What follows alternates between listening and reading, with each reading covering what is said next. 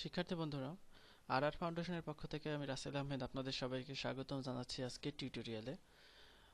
গত পর্বে আমরা শর্টকাট রেজিস্টার করা শিখেছিলাম। আজকে আমরা আরও কিছু শর্টকাট রেজিস্টার করব, যেমন গ্যালারি ইমেজেস। আমরা গ্যালারি ইমেজ নামে একটা কাস্টম পোস্ট নেব। তো সেই জন্য আমরা এটাকেই কপি করলাম, ব্লক করে কন্ট্রোল ডি দিলাম, কপি হয়ে গেল।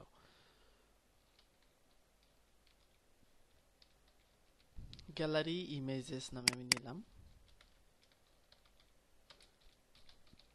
গ্যালারি ইমেজেস, সিঙ্গেল নাম হবে গ্যালারি ইমেজ।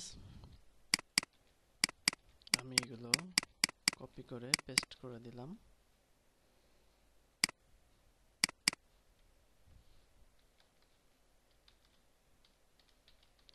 গ্যালারি ইমেজ নামে এটা স্ল্যাগ হবে, আর এটাতে title, editor, custom field, thumbnail এগুলো থাকলো। অর্থাৎ আমরা গ্যালারিতে যদি কোনো থাম্বনেইল দিতে চাই, সেক্ষেত্রে সেটাও আমরা এখানে দিতে পারবো। তো গ্যালারি ইমেজেসের আমরা চাচ্ছি একটা ক্যাটাগরি হোক, সেজন্য আমরা কাস্টম ট্যাক্সোনমি রেজিস্টার করব। আমরা এর আগে কাস্টম ট্যাক্সোনমি টিউটোরিয়াল দেখিয়েছি, আপনি সেখান থেকে দেখে নিতে পারেন। তো আমি কোডগুলো কপি পেস্ট করছি এখানে কাস্টম ট্যাক্সোনমির জন্য। তো আমি কাস্টম ট্যাক্সোনমির নাম নিলাম গ্যালারি ইমেজ ট্যাক্সোনমি এবং সেটাকে রেজিস্টার করে দিলাম অ্যাড অ্যাকশন করে। তারপরে এটার নাম দিলাম গ্যালারি ক্যাটাগরি। এখানে পোস্ট টাইপ দিতে হবে আমাদের গ্যালারি ইমেজেস, তাহলে সেই কাস্টম ট্যাক্সোনমিটা সেটার সাথে অ্যাটাচড হয়ে যাবে। তা আমি এখানে দিলাম গ্যালারি ক্যাটাগরি, গ্যালারি ক্যাটাগরি। তো এখানে আমি ডিফারেন্সটা দেখাই। আমি যদি ড্যাশবোর্ড রিফ্রেশ করি, সেক্ষেত্রে দেখবেন যে গ্যালারি ইমেজেস নামে একটা আমাদের অপশন চলে আসছে এবং সেটাতে আমাদের ক্যাটাগরি সাপোর্টেড, অর্থাৎ আমরা কিন্তু গ্যালারি ক্যাটাগরি তৈরি করতে পারবো। তো এখন এই গ্যালারির জন্য আমরা শর্টকাট রেজিস্টার করব, যেভাবে আমরা এর আগে করেছি ঠিক একইভাবে। তো সেজন্য আমরা এটাকেই কপি করে নিতে পারি। তো আমরা এখানে গ্যালারি ইমেজ শর্টকাট নামে নিলাম ফাংশনটাকে, এবং সেই ফাংশনটাকে সেই নামে রেজিস্টার করলাম। শর্টকাটটা আমাদের হবে gallery list, gallery dash list অথবা underscore list, as your wish. আমরা যেহেতু এর আগে আন্ডারস্কোর ব্যবহার করেছি, আন্ডারস্কোরই ব্যবহার করি। গ্যালারি লিস্ট নামে আমরা শর্টকাটটা নেব। তো এটার ক্যাটাগরি এবং টাইটেল হবে, অর্থাৎ আমরা ওয়েলকাম টেমপ্লেটে যদি দেখি, এটার ক্যাটাগরি, টাইটেল এগুলো আছে, আমরা এগুলো দিব। আর ইমেজগুলো আমরা নিয়ে আসব। তো গ্যালারি ইমেজের সাইজ যদি আমরা দেখি, সেক্ষেত্রে আমরা এখানে দেখব যে আমাদের ইমেজের সাইজ হচ্ছে 145x100, অর্থাৎ আমাদের এই ইমেজে ক্রপ করাই আছে। অর্থাৎ আমাদের এখানে যে ইমেজ ব্যবহার করেছি আমরা পোস্ট থাম্বনেইল, ঠিক একইভাবে আমরা কিন্তু এখানে পোস্ট থাম্বনেইল নিতে পারবো। আচ্ছা, তো আমাদের এখানে ক্যাটাগরির জায়গাতে কোয়েরি করার জন্য এখানে আমাদের ফাংশনে আমরা নিয়েছি কাস্টম ট্যাক্সোনমি গ্যালারি ক্যাট। তো আমাদের কোয়েরি এখানে গ্যালারি ক্যাট, অর্থাৎ ক্যাটাগরির জায়গায় গ্যালারি ক্যাট হবে, যেহেতু আমরা কাস্টম পোস্ট এখানে কোয়েরি করছি। আর পোস্ট পার পেজ, আমার এখানে পোস্ট পার পেজ দরকার 6টা।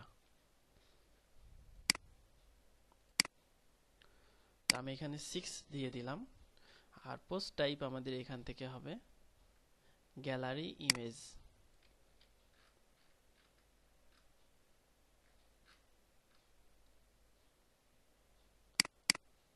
পোস্ট টাইপ আমরা গ্যালারি ইমেজ দিয়ে দিলাম।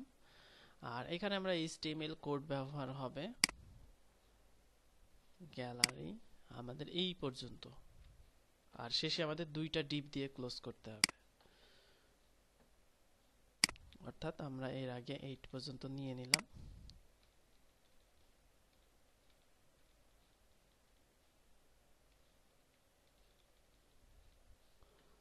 তো আমাদের এখানে আরেকটা ডিভ আমরা নিয়ে নেই।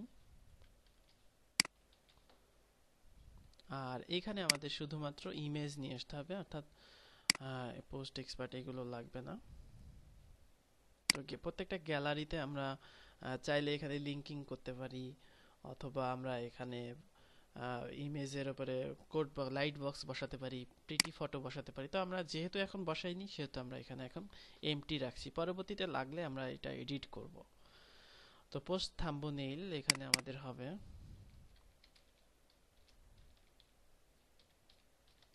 গ্যালারি থাম্বনেইল, আর এটা পোস্ট থাম্বনেইল এটা থাকবে, কারণ এইটাতে আমরা ক্রপ করছি। আর এখানে শুধুমাত্র আমাদের ইমেজ এসআরসি করা প্রয়োজন, এই জন্য আমরা সবগুলো কেটে দিয়ে শুধু গ্যালারি থাম্বনেইলটা রাখবো, কারণ আমরা শুধু এটাকেই কল করে নিচ্ছি। অর্থাৎ গ্যালারি লিস্ট এখানে আমাদের h2 যেটা হবে, সেটা আমরা এখান থেকে টাইটেলটা নিয়ে আসব।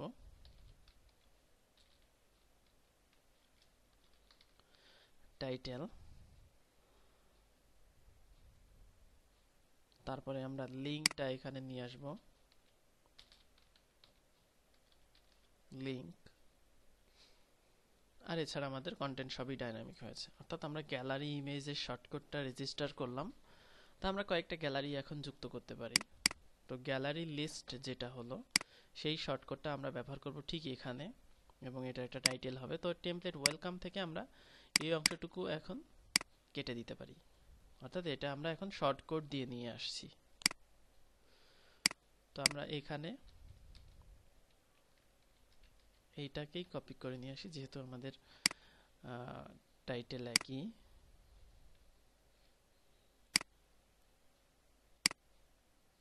গ্যালারি লিস্ট টাইটেল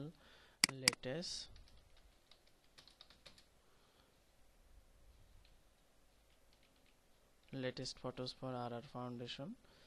আর এখানে ক্যাটাগরি আমি দিলাম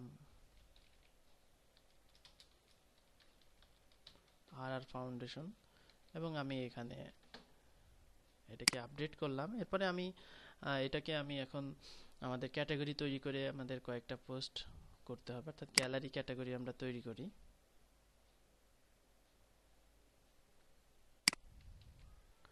তো এখানে একটা লক্ষণীয় বিষয় হচ্ছে যে আমাদের কিন্তু কনফ্লিক্ট ইতিমধ্যেই হয়ে গেছে, অর্থাৎ এখানে খেয়াল করুন যে ওয়ার্ডপ্রেসের গ্যালারি লিস্ট নামে একটা আমাদের এর সাথে মিলে গেছে, অর্থাৎ গ্যালারি লিস্ট নামে আমরা ব্যবহার করতে পারবো না, আমরা অন্য নাম দেই।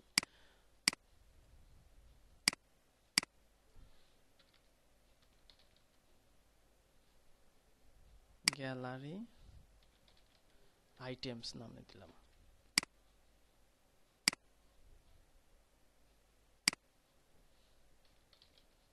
গ্যালারি আইটেমস নামে দিলাম, যাতে আমাদের এটা না মিলে যায়।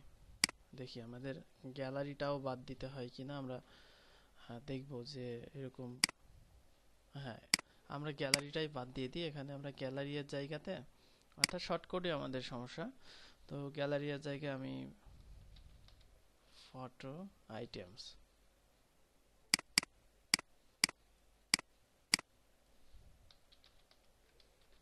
আইটেমস নাম দিলাম।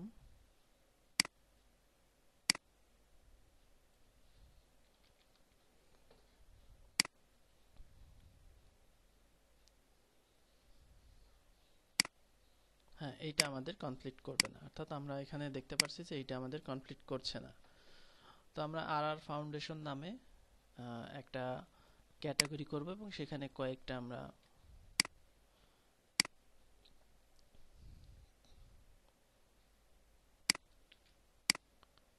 অর্থাৎ এখানে কিন্তু আমাদের থাম্বনেইল সাপোর্ট করানো হয়নি। গ্যালারি টাইটেল আমি থাম্বনেইল সাপোর্ট করানোর জন্য গ্যালারি ইমেজেস আমাদের এইখানে কমা দিয়ে কোটেশন দিয়ে এটাকে অবশ্যই সাপোর্ট করিয়ে দিতে হবে, অন্যথায় কিন্তু এটা পাবে না। তো এখন খেয়াল করুন ফিচার্ড ইমেজ চলে এসেছে। এখান থেকে আমি এগুলোই নেই আপাতত।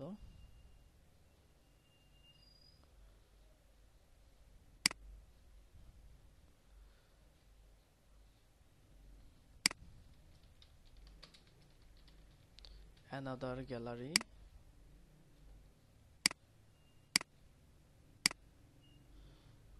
এখানে দিয়ে দিতে হবে, অর্থাৎ এই ক্যাটাগরি দিয়ে দিতে হবে। তো আমরা যদি রিফ্রেশ করি সেক্ষেত্রে দেখব যে এই গ্যালারির জায়গায় আমরা যে ইমেজগুলো দিচ্ছি সেই ইমেজগুলো আসবে এবং আমাদের টাইটেলগুলো চলে আসছে। এখানে আমরা যে টাইটেল দিয়েছি সেটা চলে এসেছে। আমরা আরেকটা ইমেজ যুক্ত করে দেই।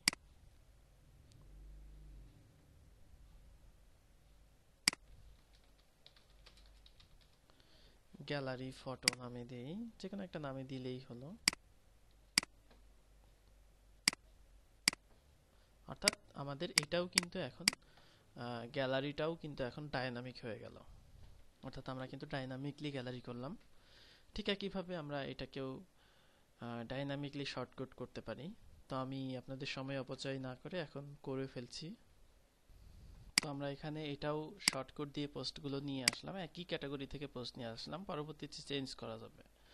তো এইভাবে শর্টকাটগুলো ব্যবহার করার সুবিধা হচ্ছে যে কোনো সময় আমি যদি চাই যে আমার হোম পেজের গ্যালারিটা উপরে যাবে, সেক্ষেত্রে আমি কিন্তু শুধুমাত্র এখানে যে আমার শর্টকাট আছে অর্থাৎ ফটো আইটেমস যদি আমি উপরে চাই সেক্ষেত্রে আমি কিন্তু এইটা এডিট করলেই এখন কিন্তু আমার যে ফটো গ্যালারিটা সেটা কিন্তু উপরে শো করবে। অর্থাৎ আমার কিন্তু টেমপ্লেটে কোনো প্রকারে কোনো সমস্যা হবে না এবং যে কেউ কিন্তু এটা করতে পারবে। অর্থাৎ এইভাবে কিন্তু আমি করতে পারি এবং আমি যে কোনো পোস্টের মধ্যে দেখা যাচ্ছে যে কোনো পেজের মধ্যে আমি মানে এইভাবে এই স্টাইলে নিয়ে আসতে পারছি, আমার কোনো পিএইচপি কোড জানা লাগছে না। এটাই হচ্ছে অ্যাডভান্টেজেস শর্টকাট ব্যবহার করার জন্য। আমরা যদি এখানে ডাইরেক্ট কোয়েরি করতাম সেক্ষেত্রে থিম অপশন দিয়েও সেটা করা যেত, যে থিম অপশন দিয়ে, কিন্তু এইরকম মুভ এর সুবিধা কিন্তু আমরা পেতাম না। অর্থাৎ এইভাবে কিন্তু আমরা এইটা করতে পারছি। আশা করি আপনারা বুঝতে পারছেন যে কিভাবে আসলে এই গ্যালারি এইগুলো নিয়ে আসলাম, এখন এইগুলোও কিন্তু আমরা খুব সহজেই এখানে নিয়ে আসতে পারবো। অর্থাৎ এইগুলো আমাদের উইজেট করতে হবে, উইজেটের মধ্যে আমরা শর্ট কোড দিতে পারবো।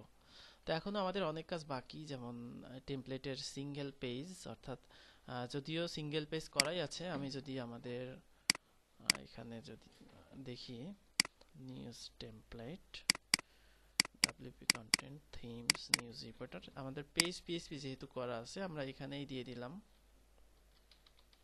Single PHP. অর্থাৎ এখন যদি আমরা এটাতে রিড মোডে যাই সেক্ষেত্রে আমাদের যে টেমপ্লেট আমরা করেছি এখানে আমাদের রিড মোড চলে এসেছে। তো এখানে আরও কিছু ইনফরমেশন আমাদের দরকার, পোস্টটা কখন করা হলো, সর্বশেষ আপডেট কখন করা হয়েছে, তারপরে নিচে কিছু আমরা আরও পোস্টের লিঙ্ক, রিলেটেড পোস্টের লিঙ্ক দিলাম অথবা একটা কমেন্ট বক্স যুক্ত করে দিলাম, এই জাতীয় ইনফরমেশনগুলো। এছাড়া আমাদের ডান দিকের অপশনগুলো ডায়নামিক করতে হবে। তো আজকে পর্যন্তই। আজকে আমরা দেখলাম যে কিভাবে শর্টকাটগুলো ব্যবহার করে সেগুলো আবার কাস্টমাইজ করা যায়। এখানে দুটো নতুন প্যারামিটার ব্যবহার হয়েছে, অর্থাৎ গেট দ্য অথর এবং গেট কমেন্টস নাম্বার। আমি কমেন্ট নাম্বার পাওয়ার জন্য এটা নিয়েছি আর অথর পাওয়ার জন্য এটা নিয়েছি। তো আশা করি বুঝতে পেরেছেন। এই জিনিসগুলো বুঝতে আমার অনেক অনেক অনেক দিন সময় লেগেছে, আমি খুব তাড়াতাড়ি পারিনি, কিন্তু আপনারা খুব সহজেই কোডগুলো অ্যানালাইসিস করলে, অনুশীলন করলে যে কোনো টেমপ্লেটে এগুলো যুক্ত করতে পারবেন। তো ধন্যবাদ সবাইকে কষ্ট করে টিউটোরিয়ালগুলো দেখার জন্য। ভালো থাকবেন সবাই, আল্লাহ হাফেজ।